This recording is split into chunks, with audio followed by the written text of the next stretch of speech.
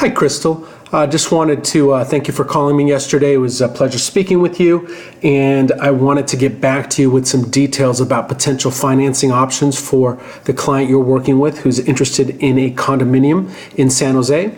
You can feel free to forward this on to your client if you like, but let's just delve right into it.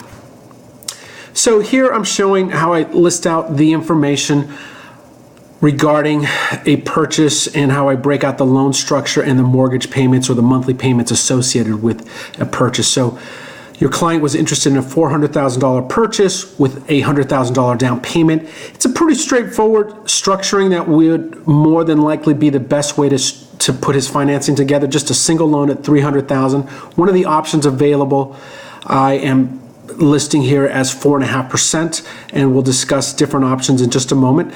There would be no second mortgage here. On occasion, depending on what your client's purchase price might end up being, it might potentially make sense to break this up into two separate mortgages, but we'll keep it as one at the moment because that is the best structure for this situation. The monthly payment of $1,520 is the principal and interest monthly payment associated with a $300,000 mortgage. So that would mean if this rate were fixed for 30 years, you would pay off that mortgage to zero in that 30-year time period if you made a payment of $1,520 per month. There's no second mortgage payment, so that's blank.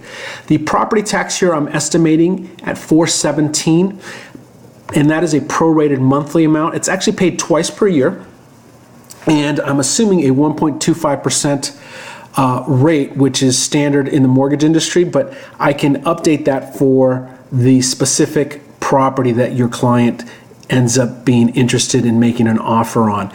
Typically, the net payment amount tends to be either 1.1 to 1.3%. The homeowner's insurance here is based on an estimate of what it would cost to insure a condominium with what's called walls-in. It's called walls-in HO6 insurance, and often also referred to as renter's insurance. But it's condominium-specific insurance that covers everything from the walls inside, such as cabinetry, fixtures, personal effects, so on and so forth. So that's the estimate of the payment there on a monthly basis. The homeowner's insurance that you mentioned, the HOA dues that you mentioned is $300 per month.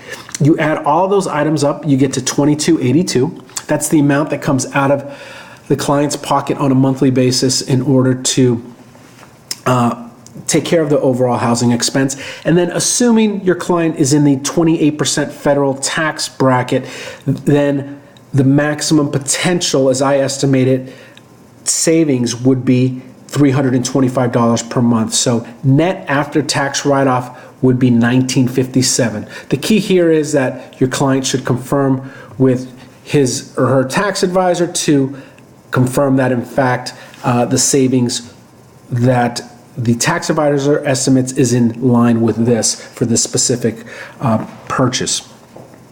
So again, a single mortgage, $300,000, assuming a $400,000 condo purchase. And the question is, well, where does this 4.5% rate come from and what different options might be available? So let's review that now. So based on current market rates, a 4.5% rate is available with a 1 point cost, so that's equal to 1% of the loan amount, which is $3,000. So $3,000 paid as a one-time fee up front with all the other closing costs in order to obtain a rate of 4.5%, as compared to, on the other extreme, based on current rates for a 30-year fixed rate, and that would be a 30-year fixed rate at this loan amount, you'd be able to obtain a rate of 5%, where in fact the lender was giving you a credit towards closing costs of $3,000. So I'm just showing a variety of different options here that are available for this purchase. Now, your client may be interested in a lower rate than this, in which case potentially could pay more points, or we could look at other options such as ARM mortgages. So let's review those now. So in these tables here, I'm showing you ARM mortgages for 7-1 ARM and a 10-1 ARM. The 7-1 ARM has a rate that's fixed for the first 7 years, and after that it would become adjustable, and we could discuss in later detail how that would adjust, but it would adjust once per once per year based on specific criteria. And if we were locking in those rates today, one option would be a rate of 3.875% with 1 point cost. So that compares to a rate of 4.5%, which was available on a 30-year fix. So your client might say, I'm not certain that I'm going to own this property more than 7 years.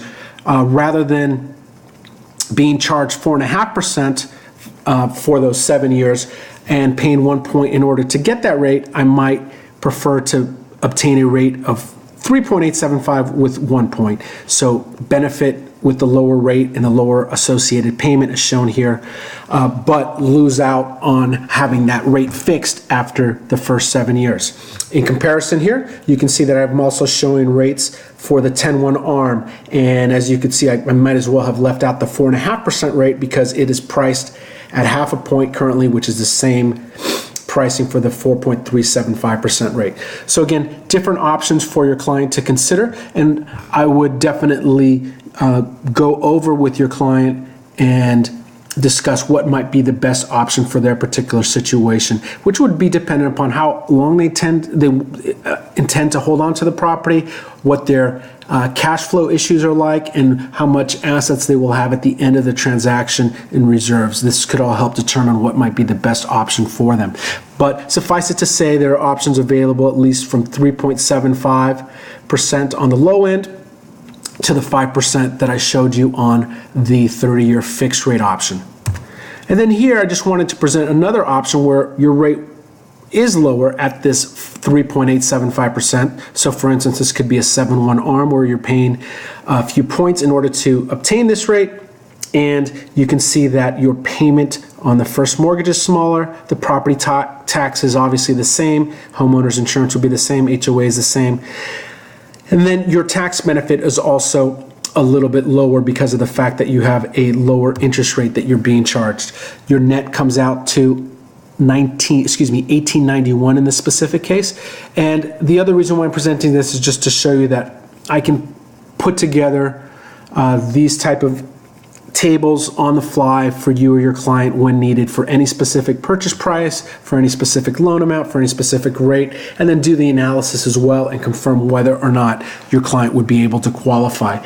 I did confirm that assuming a $60,000 annual income, no other debts, that there would be no issue with your client qualifying from a debt to income ratio point of view for a $400,000 purchase, and would be happy to review all of his information in order to confirm that from an underwriting perspective and actually do a full pre-approval, a full credit underwrite up front.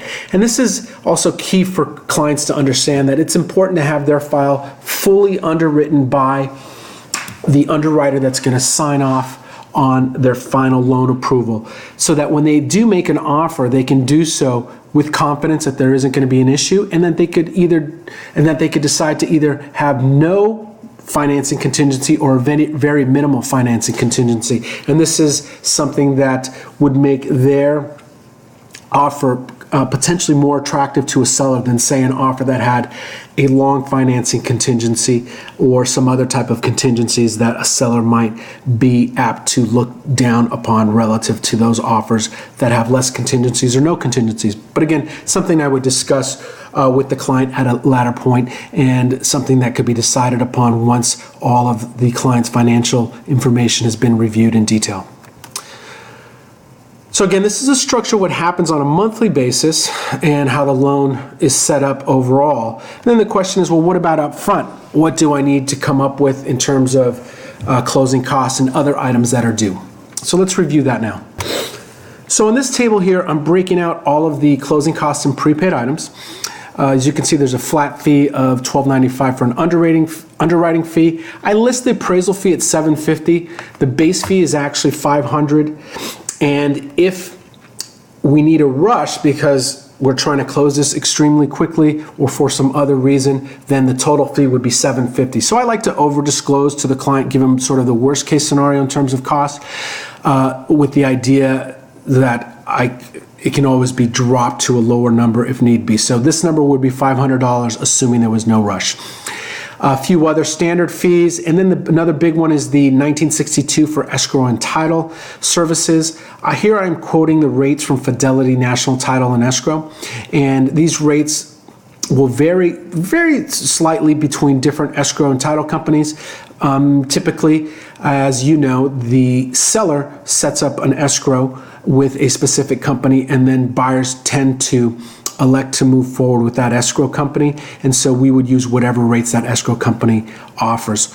The owner's title insurance is a policy which I'd say 99% of my purchasers do elect to purchase, and it is optional. The cost to record a deed should be about $162. In San Jose, there's a city transfer tax, which in this case would total approximately $1320, but it is also customary for the seller to pay for half of that city transfer tax, so I've listed that here. And then the county transfer tax of $440, it's also customary for the seller to pay all of that. Again, this will all be specified in the contract, but this is what is customary for San Jose. So when you take all of that into consideration, you're at $5,415 in terms of total closing cost, plus any points you elect with the rate option that the client elects to have, or if they elect a rate option with credit, let's say a $3,000 credit, then the total closing cost would drop by that amount.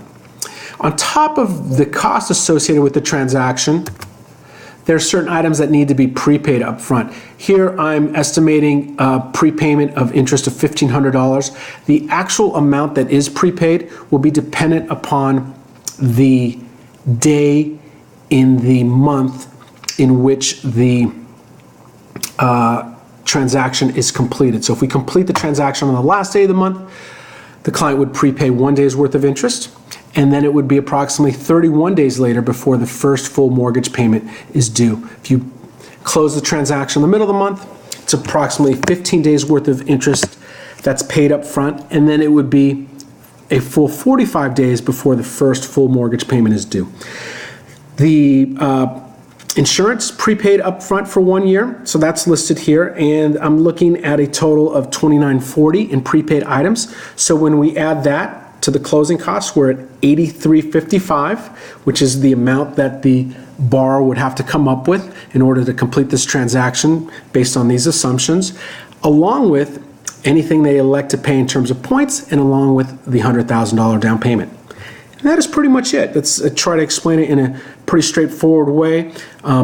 There are other options in terms of how to finance this purchase that your client might be interested in considering, in terms of breaking it down with a first mortgage and a second mortgage, potentially putting less down payment, so on and so forth. But we can discuss those at a later term if your client decides to move forward.